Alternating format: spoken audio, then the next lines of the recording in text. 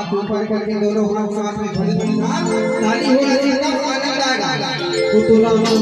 कुतुला कुतुला कुतुला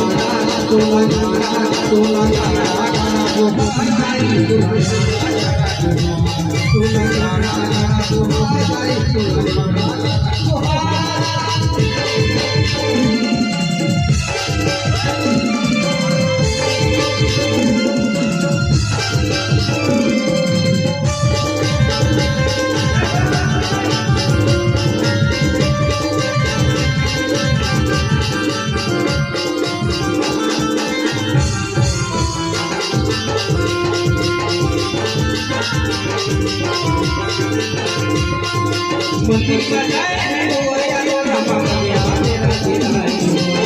नारी सब पसंद करे हम के जाए